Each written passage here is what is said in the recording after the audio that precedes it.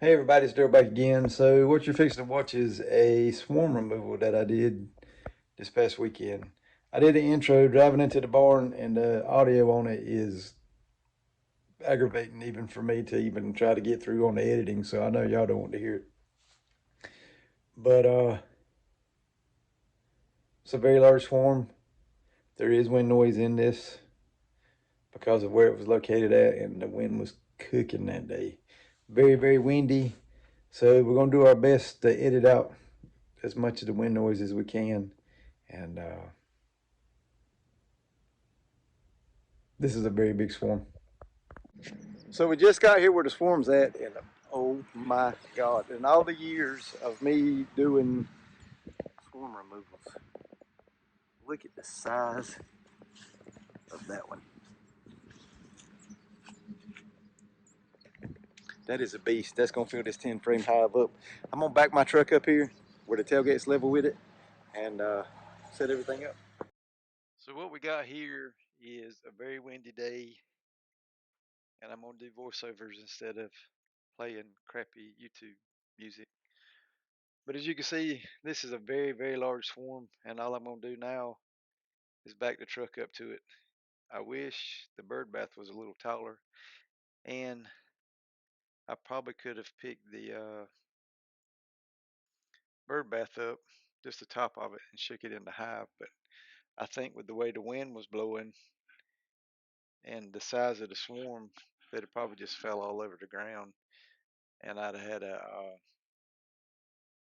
my shorts full of honeybees flying off the ground, and I really didn't want to go that route. So I'm just using something out of the back of the truck to prop the back of the hive up so we can lean it up against the bird bath. But you can see by the way my shirt's flapping there that the wind's blowing pretty good that day. I think we had gusts of probably 15, 20 miles an hour on this day. But what I'm going to do now is I normally scoop bees barehanded, but the past couple times that I've done it, I've had my butt handed to me as far as the bee sting in my hand. And just so happened I had a pair of leather gloves in the back of the truck. Now these are regular run of the mill leather gloves. I think I got these at Harbor Freight. They're not beekeeping gloves, but they are 100% leather gloves. So what I'm doing now is going to take the top off of this hive and just scoop bees.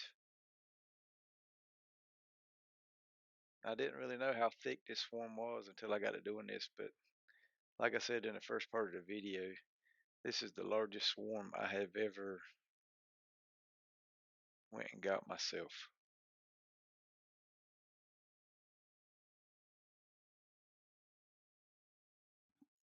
When you're scooping bees like this, you kind of want to be careful. Don't want to rub your fingers up against whatever the swarm's on because you have a chance of rolling your queen if you do that. As you can see, the bees, some of the bees fall off onto the ground. But I'm now looking at my glove going, hey, look at all the stingers. Later in the video, I actually do show the glove and how many stings are in the glove. These are good bees. I do end up putting my little hood on because they were getting to the point where they were bumping me. I think I got stung 3 or 4 times doing this swarm removal. So it's not bad when you're actually dealing with this many bees. So what we got here is I've actually give you a different little bit of a camera angle. As you can notice right this minute, the bees are just kind of hanging out on the front of the hive. The ones on the top really ain't doing a whole lot either. And you'll have to disregard the trash in the back of my truck. I actually cleaned my truck out after this video. And I know the guy that I get my feed from is excited because he ain't got to throw feed bags on top of bottles and cans. But anyway, I just put the inner cover on and then my telescoping top, and what that does is it only gives the bees one way in and out of the hive, and it kind of helps as far as the bees when they start fanning pheromones. Uh, it kind of forces the bees to get to the front of the hive. But if you'll notice right this minute, the bees ain't really, they're just kind of hanging out. They ain't really going, in and or out of the hive. They're just kind of hanging out wherever I place them at. And I throw a couple handfuls up here. The more bees you can get in front of the hive, the better chance you've got of them start going back, in and out of the thing. If you've never caught a swarm before and you think that you need some kind of specialized equipment, you don't. You can take a brand new hive, brand new uh, frames and foundation, and do this technique right here, and the swarm will go in it. If you've got an opportunity where you can put the hive under the swarm and knock them off and into the hive, go for it. That is always the best or best thing that you can do. But in this situation, I didn't really want to do it because of the size of the swarm, what they were on, and in the wind. But I just sped the video up a little bit because nobody wants to sit through 5 minutes of that. But as you can see, the bees are slowly working their way into the hive now. But like I said, this is sped up like 4 times what the normal speed is. I haven't actually sat and watched to see if I see the queen go through. I don't know if I scooped her into the hive or if she actually walked in on her own. If you've got this many bees in the hive and you got some bees inside the hive, then I have seen the queen just go ahead and walk on in the hive because she wants to go where everybody else is going, even though most of the time they're getting their information from her. So this is what we're dealing with right now. There's still a crowd of bees on the bottom. And as you can see, the ones that are on the ground are working their way back up. This is why I wish I had my smoker with me. Kind of puff a little bit of smoke on them, get them in the air. As you can see, they're slowly working their way back up.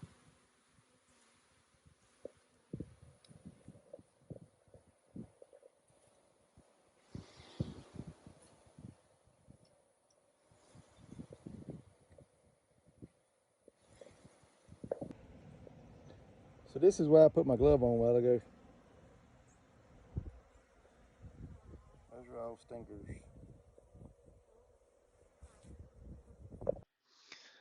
Now you see why I put my glove on.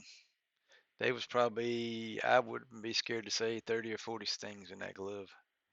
And that's me scooping, bees over and over again. But we're back to the bee march. As you can notice, they're kind of mingling around in front of the hive. They're not really doing a whole lot. Uh, but I am currently looking for something in the toolbox of my truck. And if y'all have been a subscriber or somebody that watches my videos a lot, I'm fixing to break out my secret weapon. Uh, and I explain here in just a minute when I use this product, how to use this product, and where not to use this product. This is not something that you want to use inside the hive or on the hive, but it is something that's good to have for these specific instances. Uh, it's a bee repellent. I mean, not a bee repellent, but an insect repellent, and it's good to be used in low quantities in certain locations and at certain situations. And this right here is one of the good situations that we need to that we can use it in. And if you'll notice, I've put my hood on this, but I just sprayed it on top of this bird bath, and as you can see, the bees are starting to move away from it. The wind is blowing from the camera back toward the beehive, and the wind is actually carrying it across. And just a little bit of this repellent will actually get the bees on the move. And in this situation, you'll see that it actually helps to force the bees toward the hive and ultimately into the hive. But as I was saying, you don't want to spray it anywhere near your entrances or whatever, because the bees will actually run out of the hive if you put it in the hive or too close to the hive. So I'm fixing to explain to you what it is and how to use it. Hiding over here behind the mobile home, but if you'll notice, we got lots and lots of bees in the air right now. It's because I sprayed the ground with that. And what it is it's the wind's carrying it across the grass. If you can see how the bees are running up.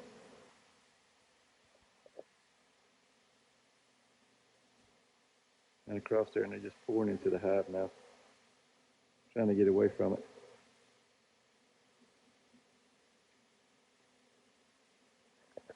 Now I use this stuff from time to time when I don't have my smoker. You don't want to spray deep woods off, whatever this stuff is, repel on any kind of bushes or anything like that, because it will kill the leaves and all that stuff that it touches, because plants don't really like that. But I use it sometimes when we're doing cutouts to just spray in areas that we don't want the bees to get to, because sometimes when you're doing cutouts you don't want to use a whole lot of smoke in the house. And if the bees are good and calm, you can get out a can of this and just squirt a little spot here and there, and had to keep the bees from going into places you don't really want them to be.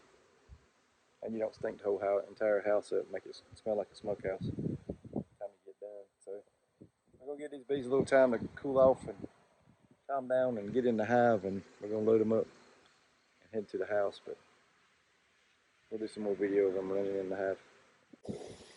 So this little clip here is has been sped up 4 times, but you can see with me just spraying just a little bit of that stuff on the left side of the bird bath, the bees are really starting to move into the hive. But like I said, this is 4 times the speed. The next clip you see is actually real time, and you can most definitely tell that the queen is inside the hive at this point in time.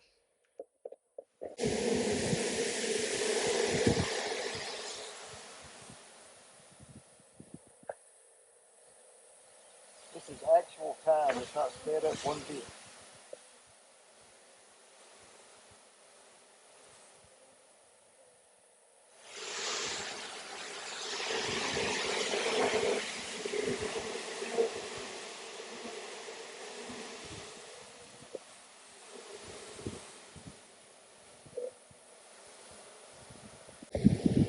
All right, so you can see the little streaks. They're on the bird bath or whatever, but I did that after I slid the hive back to the back of the truck. You can see the bees are slowly orienting to the hive. We're going to give them about another 10 or 15 minutes, and we're going to close the tailgate. We're going to head back to the farm. So I want to do a quick little closing video right quick. This is the hive. Got it out the back of the truck. I put a ratchet strap on it and brought it over here and set it down and got the ratchet strap off of it. But that's our bees that we just got to swarm in. And I'll do an update on them in about a week or so. But here's some of the bees we got down here at the barn. A couple hives. So I got a bee flying around my head. I'm gonna get in the truck. Plus it's gonna cut some of the wind noise out. She followed me in the truck. Okay.